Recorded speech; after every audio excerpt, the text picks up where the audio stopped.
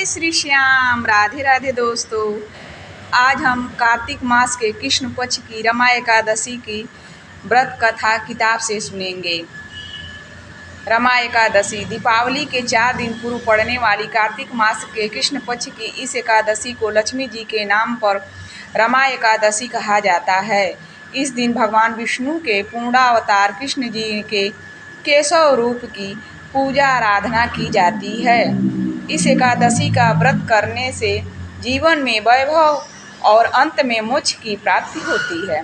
धर्मराज युधिष्ठिर बोले कि हे भगवान, अब आप मुझे कार्तिक मास की कृष्ण पक्ष की एकादशी की कथा सुनाइए।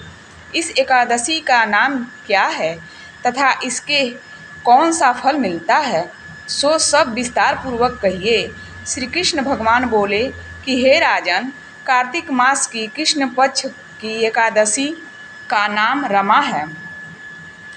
इसके व्रत के समस्त पाप नष्ट हो जाते हैं। इसकी कथा इस प्रकार है। प्राचीन काल में मुचुकुंद नाम का एक राजा राज्य करता था। उसके इंद्र, वरुण, कुबेर, विभीषण आदि मित्र थे। वह सत्यवादी तथा विष्णु भक्त था। उसका राज्य बिल्कुल निष्कंठ था। उसके एक उत्तम चंद्रभागा नाम की लड़की उत्पन्न हुई।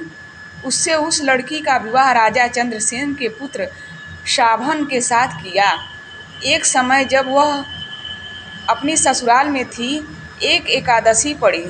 चंद्रभागा सोचने लगी कि अब एकादशी समीप ही आई है, परंतु मेरा पति अत्यंत कमजोर है, इसलिए यह व्रत नहीं कर सकता। परंतु मेरे पिता की कठिन आज्ञा है। जब दशमी आई तब राज्य में ढिढोरा पिटा गया। उसको सुनकर शोभन अपनी पत्नी के पास गया और बोला कि हे प्रिय, तुम मुझे कुछ उपाय बतलाओ, क्योंकि मैं व्रत करूँगा तो मैं अवश्य ही मर जाऊँगा। इस पर चंद्रभागा बोली, हे प्राणनाथ,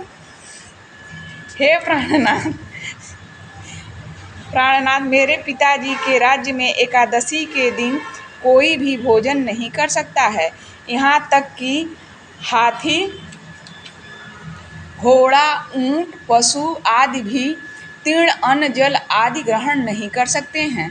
फिर यहाँ मनुष्य कैसे भोजन कर सकते हैं?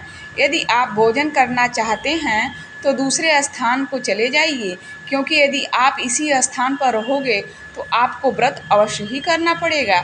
उस पर शोभन बोला कि हे प्रिय, तुम्हारा कहना बिल्कुल सत्य है। मैं व्रत अवश्य ही करूँगा। भाग्य में जो लिखा है वह होएगा। ऐसा विचार करके उसने एकादशी का व्रत किया और वह भूख और प्यास से अत्यंत पीड़ित होने लगा। सूर्य भगवान भी अस्त हो गए और जागरण के लिए रात्रि हुई। वह रात्रि शोभन को दुख देने वाली थी। दूसरे दिन प्रातः से प्रथम ही शोभन चल बसा। राजा ने उसके मृत शरीर को दहन करा दिया। चंद्रभागा अपने पति की आज्ञा अनुसार दहन न हुई, परंतु पिता के घर में रहना उत्तम समझा। रमा एकादशी के प्रभाव से शोभन को मंदराचल पर्वत पर धन धान्य से युक्त तथा शत्रु रहित एक उत्तम नगर प्राप्त हुआ। उसके महल में रत्न तथा स्वर्ण के खंभे लगे हुए थे। वहाँ पर वह स्वर्ण तथा मणियों के सिंहासन पर सुंदर वस्त्र तथा आभूषण से युक्त बैठा हुआ था। आभूषणों से युक्त गंधर्व तथा अप्सरा उसकी स्तुति कर रहे थे। उस समय राजा ने शोभन दूसरा इंद्र प्रतीत हो रहा था। एक समय मुचुकुंद नगर में रहने वाले एक सोम शर्मा नाम का ब्राह्मण तीर्थ यात्रा के लिए निकला। उसने घूमते घूमते उसको देखा। वह ब्राह्मण उसको अपने राज्य का जमाई जानकर उसके निकट गया। राजा शोभन ब्राह्मण को देख आसन से उठ खड़ा हुआ और अपने ससुर तथा स्त्री चंद्रभागा की कुशलता को पूछने लगा। सोम शर्मा ब्राह्मण बोला कि हे राजन, हमारे राज्य कुशल हैं तथा आपकी पत्नी चंद्रभागा भी कुशल है। अब आप अपना वृत्तांत बताइए। मुझे यह बड़ा आश्चर्य है कि ऐसा विचित्र और सुंदर नगर, जिसको न तो मैंने कभी सुना और न कभी देखा, आपको किस प्रकार प्राप्त हुआ। शोभन बोला कि हे देव, यह सब कार्तिक मास की कृष्ण पक्ष की रमा एकादशी व्रत का प्रभाव है। इसी से मुझे यह अनुपम नगर प्राप्त हुआ है, परंतु यह अध्रुव है। इस पर ब्राह्मण बोला, हे राजन, यह अध्रुव क्यों है और ध्रुव किस प्रकार हो सकता है, सो आप मुझे समझाइए। मैं आपके कहे अनुसार ही करूँगा, आप इसमें बिल्कुल भी झूठ न समझें। शोभन बोला कि हे देव, मैंने अश्रद्धा पूर्वक व्रत किया था, उसके प्रभाव से मुझे यह नगर प्राप्त हुआ है, इसलिए मैं इसे अध्रुव मानता हूँ। यदि तुम इस वृत्तांत को राजा मुचुकुंद की पुत्री चंद्रभामा भागा को से कहोगे तो वह उसको ध्रुव बना सकती है। ब्राह्मण ने वहां आकर चंद्रभागा से समस्त वृत्तांत कहा। इस पर राजकन्या चंद्रभागा बोली कि हे ब्राह्मण देव, आप क्या वह सब वृत्तांत प्रत्यक्ष देख कर के आए हैं या अपना स्वप्न कह रहे हैं? इस पर ब्राह्मण बोला कि हे पुत्री, मैंने तेरे पति शोभन को तथा उसके नगर को प्रत्यक्ष देखा है, परंतु वह नगर अध्रुव है। तू कोई ऐसा उपाय कर जिससे वह ध्रुव हो जाए। इस पर चंद्रभागा बोली कि हे राजन महाराज, आप मुझे उस नगर में ले चलिए, मैं अपने पति को देखना चाहती हूँ। मैं अपने व्रत के प्रभाव से उस नगर को ध्रुव बना लूँगी। चंद्रभागा के वचनों को सुनकर वह ब्राह्मण उसको मंदराचल पर्वत के पास वामदेव के आश्रम को ले गया।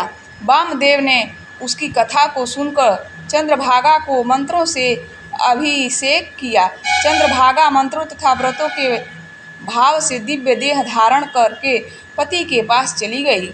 शोभन ने अपनी स्त्री चंद्रभागा को देखकर प्रसन्नतापूर्वक उसे वाम अंग पर बैठाया। चंद्रभागा बोली कि हे प्राणनाथ, अब आप मेरे पूर्ण को सुनिए।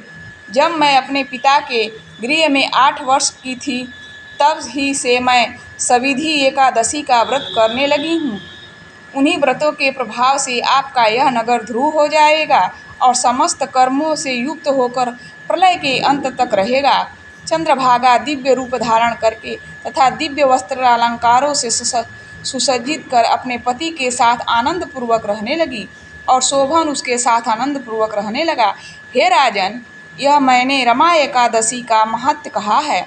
जो मनुष्य रमा एकादशी के व्रत को करते हैं, उसके समस्त ब्रह्म हत्या आदि के पाप नष्ट हो जाते हैं। जो मनुष्य रमा एकादशी का महत्व सुनते हैं, वह अंत समय विष्णु लोक को जाते हैं।